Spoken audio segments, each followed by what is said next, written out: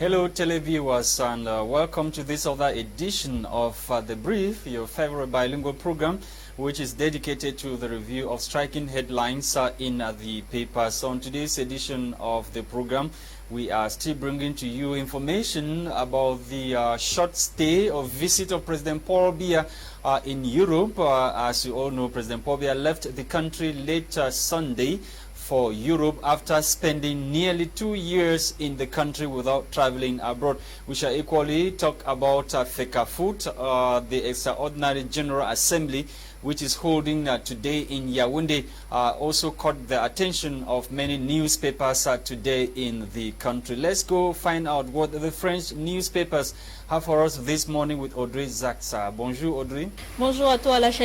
Bonjour à vous fidèles téléspectateurs. Le sujet de la FECAFOOT meuble la presse écrite francophone ce matin et on débute avec le journal à capitaux publics Cameroun Tribune qui titre à sa une « Assemblée générale de la FECAFOOT ». La FIFA a tranché. D'après le journal, la session extraordinaire prévue ce mardi aura finalement lieu. Son interdiction par le sous-préfet de Yaoundé 2e a finalement été levée hier. Entre-temps, la Fédération internationale de football Association et la Confédération africaine de football ont mis un terme à la polémique sur la légitimité de cette Assemblée générale d'adoption des textes et statuts en renouvelant leur cause ou leur caution au processus engagé par l'exécutif intérimaire de la FECAFOOT.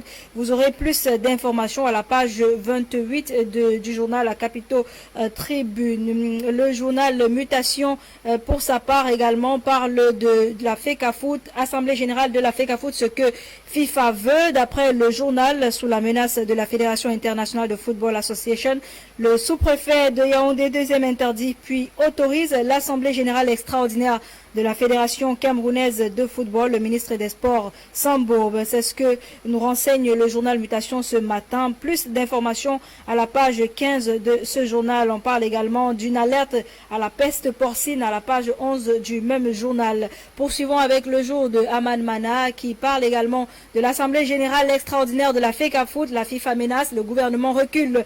D'après le journal, les secrétaires généraux de ces instances du football ont signé une correspondance pour imposer la tenue de l'Assemblée générale extraordinaire de ce jour, obligeant l'autorité administrative à revenir sur la décision de son interdiction prise en matinée. Vous aurez plus d'informations à la page 9 et 11 de Le Jour que vous retrouverez dans les kiosques à journaux ce matin. Poursuivons ou terminons avec le messager de Aman Mana qui fait un rappel de Peace Njawe, Remember Peace Njawe, qui est un immortel d'après ce que les employés ou nos collègues du journal Le Messager disent. 11 ans après son voyage pour l'éternité, nos cœurs saignent. Les blessures ouvertes n'ont pas cicatrisé. C'est à la page 2 que vous retrouverez cette information. Voilà, mesdames, messieurs, pour les journaux en français. Place à présent aux journaux en anglais avec toi, Lasha Kingsley.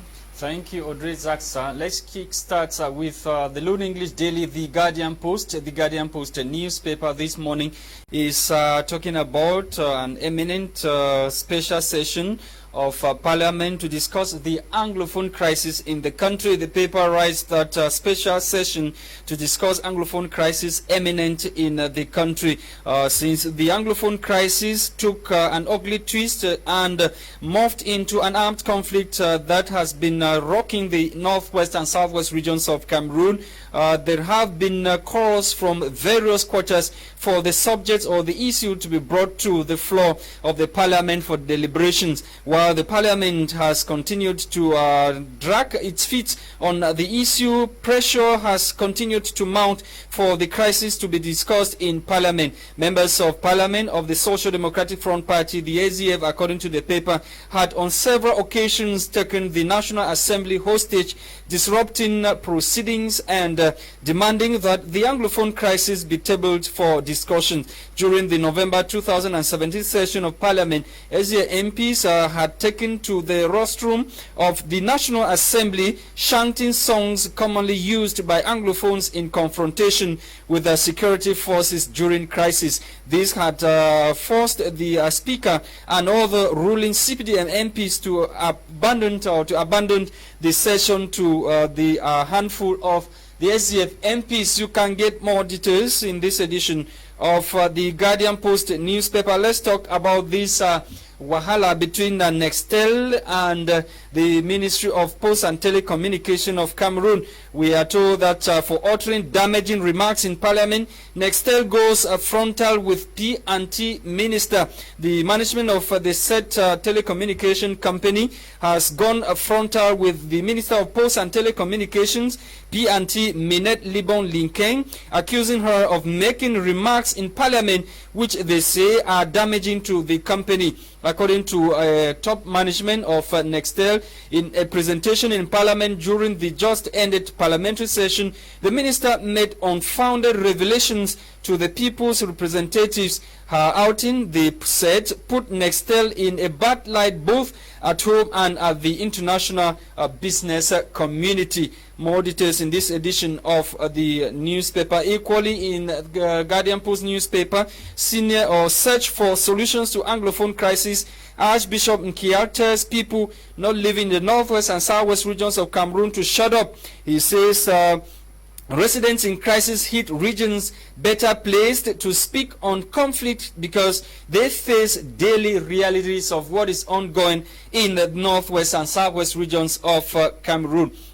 On to Emergence newspaper is interested in the move being taken or planned by Brigade Anti-Sardinat as President Paul Biya jetted for Europe last Sunday. President Paul Biya is on a short private stay in Europe, and members of a movement, the Brigade Anti-Sardinat, are threatening to disrupt the presidential stay in abroad after they are complaining about Camto, COVID-19 funds and other issues that President Paul Biya has to tackle back home.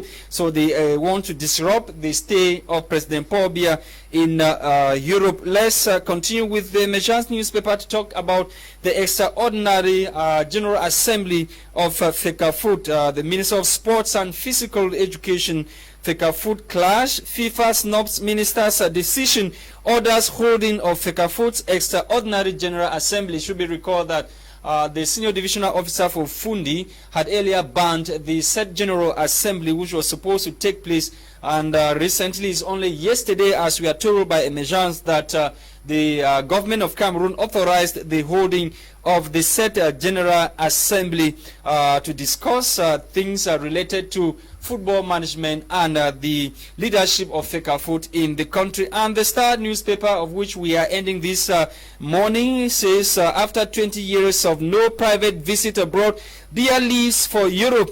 The presidential couple left the country on Sunday for Europe, as per the communique issued by the Minister Director of Civil Cabinet at the Presidency of the Republic of Cameroon. We are talking about Samuel Mvondo Ayolo, who is equally accompanying President Paul Biya to Europe for the short stay or short private stay in Europe. Thank you for watching, televiewers. We are back in the studio to continue with our discussions this morning, and we are welcoming our very vibrant and resource person in the presence of Emilie Yembel, who is an active member of the PCRN political party. Good morning, madam, and welcome once again. It's been a while. Bonjour Lasha, bonjour Audrey, bonjour à vos millions de téléspectateurs, bonjour à mes camarades du parti, bonjour à votre équipe technique, bonjour à tous mes camarades du parti qui sont sur le terrain dans le cadre de l'inscription massive des Camerounais et ceux qui sont sur le terrain pour le maillage territorial, c'est-à-dire la création des comités de base et des sous-comités d'arrondissement. Okay, madam, let's start with these other headlines talking about the President of the Republic of Cameroon, who has left the country for Europe. He left on Sunday, and we are told that members of this movement, the Brigade Anti-Sardinat, they are threatening to disrupt the stay of President Paul Biya out there. So what do you have to say? Ce que j'ai à dire par rapport à ça, c'est que quand je vois déjà, vous les journalistes, vous amplifiez tellement des situations que ça finit par c'est-à-dire ça finit par entrer dans le mental des Camerounais. Donc, quand vous dites la base Paul Biya en Europe, la base grande, la base c'est quoi? La basse... Brigade anti-Sardinat. Brigade anti-Sardinat. Mouvement de quoi? Donc vous mettez un président de la République qui est une institution avec des gens qui font des revendications dans la rue et vous les journalistes vous titrez et vous faites des plateaux pour débattre de ça. C'est quand même, je vais dire, c'est terrible pour ce pays qu'on soit tombé aussi bas. Alors moi, ce que je dis par rapport à la base, c'est que si c'est des Camerounais qui sont frustrés, si c'est des Camerounais qui revendiquent quelque chose, ils pouvaient créer un parti politique. Parce qu'il faut noter que le président de la République, Paul Biya, a gagné en Europe. D'accord? Il a gagné les élections en Europe. Ça veut dire que si on a un mouvement comme la BAS qui dit avoir près de 5000 militants ou alors sympathisants, activistes, ça veut dire que la plupart ne peuvent pas voter.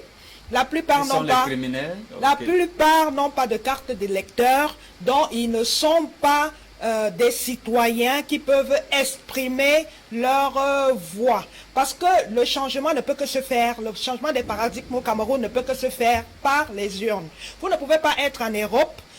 Paul Biya, monsieur le président Paul Biya part en Europe, il gagne les élections et quelques temps après vous ressortez pour dire que vous revendiquez quoi? Si vous aimez tellement les Camerounais, revendiquez pour le franc CFA, revendiquez pour les accords économiques qui nous plombent, qui empêchent notre développement. Donc allez comme ça déranger un président de la République qui a été élu, nous de l'opposition, nous du PCRN, c'est pas parce que nous sommes dans l'opposition que nous allons cautionner ces choses. Si aujourd'hui nous prenons le pouvoir et qu'il y ait des Camerounais qui ternissent l'image du pays comme ça à l'étranger, ce ne sera pas bien. Et il faut que ces gars sachent que ce n'est pas au président Paul Biya qu'ils font du mal, c'est aux Camerounais. Parce que comme on le dit, les nations, c'est un partenariat, c'est une amitié, c'est les intérêts. Ce n'est pas des amitiés pour les beaux yeux de qui que ce soit. Donc quand on parle d'intérêt, c'est que pendant qu'ils sont en train de faire leur désordre, les impérialistes disent « Ok, on a une très bonne occasion pour demander plus de contrats au Cameroun, pour demander plus plus d'entreprises à gérer au Cameroun. » Alors, monsieur, on va lui dire, on va carrément l'appeler pour mettre sur la table, monsieur le président Paul Biya, vous avez des gars qui revendiquent qu'on ne sait pas trop bien quoi. Ici en Europe, ils font tellement de bruit. Alors, pour assurer votre sécurité, même au niveau du Cameroun, nous vous demandons de nous céder des contrats. Nous vous demandons de nous céder des terres rares. Peut-être que le président Paul Biya a dit ces terres rares, c'est pour les Camerounais futurs. Alors, face à ce dilemme, le président de la République, pour avoir la paix, va céder. Il peut céder à 30%. On lui dit non, nous voulons 60%.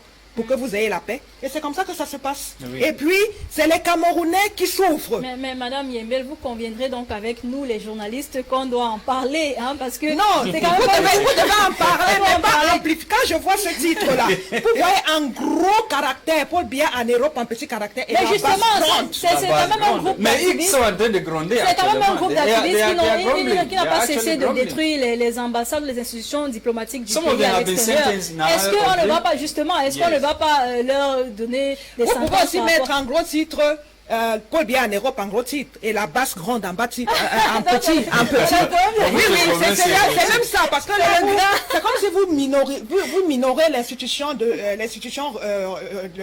la République, la présidence de la République, et vous mettez en avant, parce que quand on voit les titres comme ça, c'est d'abord la basse grande. On va maintenant chercher pourquoi la basse grande, c'est parce que Paul Biya en Europe, c'est pas normal. Nous, sur ce plateau, on se fie à ce qu'on voit sur les journaux, dans les journaux. C'est vos collègues journalistes. Okay, madam, let's talk about this other issue that has to do with the World Bank suspending funding for road construction in Bamenda. In the city of Bamenda, the city mayor, Paul Achumbong, recently made that revelation. That was during an ecumenical service he organized to, bringing together Muslims and Christians to pray for peace in the northwest and in particular and Cameroon in general. So we are talking about the World Bank and African Development Bank funding the Ring Road and the Babaju Bamenda stretch of road. Why is it that they are stopping the funding for routes in the city of Bamenda? What is the rationale behind this decision that is partial? When we all know that the situation over there is not favorable, but they still want to go ahead and fund the construction of the Ring Road and and the Babaju-Bamenda stretch of road. But in the city of Bamenda, where you have military and other stuff, they are stopping the funding of road construction. Je ne suis pas dans le secret de Dieu, donc je ne saurais dire les raisons pour lesquelles ils ont stoppé la construction de cette route. Mais je pense qu'ils sont en relation avec le gouvernement camerounais et surtout en relation avec le ministère chargé de la construction des routes, et que peut-être ils vont s'asseoir et trouver une solution pour que la route continue à être dans la construite. ville de Bamenda, la ville même. Oui, dans la ville. Donc, en fait, c'est ce que je dis. Je ne suis pas dans le secret des dieux. Peut-être ils ont d'abord stoppé parce que il y a quand même des poches de résistance, des combattants sécessionnistes qui de temps en temps détruisent des engins qui construisent ces routes. Donc peut-être ils sont dans cette optique. On parle de la route Babadjou-Bamenda et encore le Ring Road qui est encore au nord-ouest. Il y a que le ministre, il faut auditionner le ministre des Travaux publics, d'accord? Il n'y a que lui qui peut répondre à ces questions-là, qui nous disent pourquoi telle route est stoppée et l'autre continue de ce côté-là. Donc, comme je dis, je pense qu'ils vont s'asseoir et trouver des solutions. Mais Madame Yembel, cette route-là, dans le nord-ouest, si finalement le Cameroun, le gouvernement perd cette route-là, que va-t-il se passer? Parce qu'il y a encore quelques semaines, des journaux annonçaient que si le gouvernement ne fait rien par rapport à ces routes-là, il risque de perdre une partie de cette Je ne pense pas que le gouvernement va risquer perdre cette route-là. C'est pour ça que je dis que... perdre cette partie du pays, parce que... Cette partie du pays, vous avez déjà vu le gouvernement du Cameroun perdre une partie du pays, quelle que soit l'insécurité. Oui, c'est vous les journalistes, donc vous avez toujours des titres ronflants pour, je vais dire, mettre les Camerounais dans une situation de peur constante. Donc, vous pensez que le gouvernement va s'asseoir et décider... Si ça se coupe. La route se coupe, il y a le génie militaire qui va... Si les entreprises qui sont en charge ne peuvent pas travailler, il y a quand même le génie militaire qui, très souvent, vient en secours pour ce genre, pour solutionner des routes dans ce sens-là. Donc, si la route se coupe, il y a le génie militaire qui va aller travailler, il y a des entreprises qui vont aller travailler. Je ne pense pas que le gouvernement soit là à vouloir perdre cette route. C'est pour ça que je dis à un moment donné quand même, il faut que le gouvernement communique souvent et que les ministères en charge de ce genre de travaux puissent communiquer pour que les Camerounais ne spéculent pas, pour que ça n'aille pas dans tous les sens. Quand vous dites que le gouvernement ne peut pas perdre cette partie de la route là, est-ce que on voit cette partie du pays, pardon, est-ce qu'on ne voit pas ça par exemple avec la crise qui se passe dans le nord-ouest et le sud-ouest? On voit bien que le gouvernement a quelque part perdu le contrôle de la situation. Le gouvernement ne peut pas avoir perdu le contrôle. Est-ce que vous pouvez me citer un village ou un centimètre où les sécessionnistes ont élu domicile et ont dit, voilà, nous avons déjà créé notre pays, cette surface nous appartient. Voilà. Il n'y en a pas. Il n'y en a pas. Justement, c'est parce que l'armée camerounaise qui se déploie de ce côté-là n'utilise que 1/5, d'accord, de son matériel. D'accord? Parce qu'il est sous le coup des clauses des Nations Unies. On a vu à Kumbu, on a vu à... Non, il n'utilise que 1/5. Et en plus, il y a un souci, c'est que cette zone est accidentée. D'accord? Il y a des endroits vraiment accidentés. Il faut accéder par des voies que maîtrisent mieux les gars du Grand Zéro. Parfois, vous voyez comment ils tendent des embuscades à l'armée camerounaise. C'est-à-dire, ils sont sur des hauteurs, des collines, avec le matériel de guerre qu'ils ont. De ces parties ils n'ont pas le contrôle de ces parties. Pourquoi? Parce que quand ils attaquent, ils fuient. Quand on a le contrôle de quelque part, on ne fuit pas. On attaque et on reste. On ne fait pas une embuscade et on fuit. On attaque et on reste. On affronte l'ennemi en face de vous, d'accord? Donc, ils n'ont pas de contrôle. À un moment donné, je sais pas, je suis pas conseiller du président, peut-être des solutions plus draconiennes seront prises et vous allez comprendre que les sécessionnistes ne maîtrisent pas ou alors n'ont pas encore... la situation. Ne maîtrisent pas la situation. Boko Haram a fait plus, hein? Boko Haram a fait plus. Est-ce qu'ils ont pris un seul carré? Mais pour eux, c'était pas. Cameroun. Pour eux, c'était différent. C'était pas pour diviser le Cameroun. Pour eux, ils voulaient, on dit quoi? Justement, d'un côté, on avait des gens qui sortaient de l'extérieur, donc Boko Haram qui sortaient de l'extérieur pour attaquer le Cameroun. Le Cameroun a mis les moyens, parce que c'était vraiment l'ennemi. Maintenant, on a des Camerounais qui veulent diviser le Cameroun jusqu'à preuve de contraire. J'ai encore vu ça sur le net aujourd'hui. On disait que vous qui êtes en brousse, vous êtes des Camerounais. Si vous décidez de vivre en sortant de la brousse, vous êtes des Camerounais. Si vous décidez de mourir en restant dans la brousse, vous êtes toujours des Camerounais. Donc là, c'est des Camerounais contre des Camerounais pour l'instant. Et selon ce que le gouvernement pense, et les méthodes ou alors les moyens un peu plus coriaces, hein, le matériel de guerre un peu plus coriace n'est pas encore entré en vigueur. The population, where will you place the population to use that kind of draconian method? Justement, dans la population pèse sur les décisions à prendre. Si maintenant on met les moyens, on met les drones, on met les avions de guerre, qui va en pâtir? Il y aura la population qui va en pâtir. Donc, comme on dit, c'est une guerre asymétrique. Il faut peut-être mouler. L'armée camerounaise doit mouler sa stratégie à la symétrie qu'opposent les sécessionnistes. Donc, pour qu'il n'y ait pas trop de morts des populations civiles. Oui, to continue talking about the crisis, we are told by the Guardian Post that a special session to discuss Anglophone crisis imminent in Parliament. You know, since the crisis went military, we've not had this on the agenda of Parliament for MPs or lawmakers to talk about the issue in the Northwest and Southwest. Oui,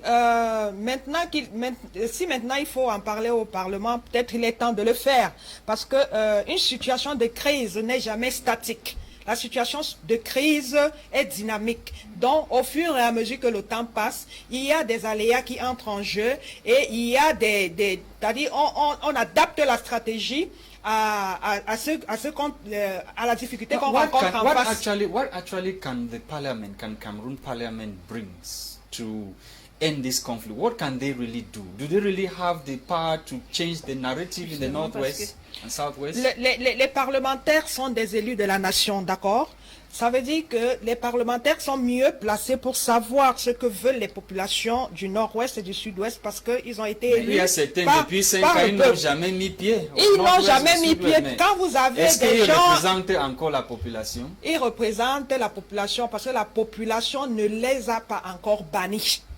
Donc ils sont au Parlement, ils représentent la population et même s'ils ne vont pas là-bas, ils ont quand même un feedback donc de ce qui se passe là-bas. S'ils partent là-bas et que les gars du Grand Zéro sortent avec des machettes et des couteaux pour les éventrer, c'est mieux qu'ils restent à Yaoundé et ils demandent que ça se passe comment là-bas et on leur dit quand même.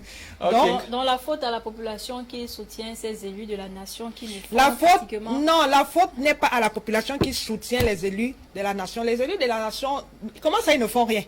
Je crois quand même qu'ils débattent, voilà la preuve. S'ils ne font rien, s'ils ne faisaient rien, ils n'allaient pas envisager une session. Ladies, it's on this note, we've come to the end of the program today. Thank you so much for coming, Madame Yembel, Emilie. We're always glad you are coming on our panel to analyze with us some of the major headlines that our papers always carry in Cameroon. Thank you so much for watching. The program was produced by Christain, Tebong. For presentation, we've been Audrey, Zatsa, myself, Lasha. See you tomorrow for yet another edition of What the Papers Must Have Said. Bye-bye.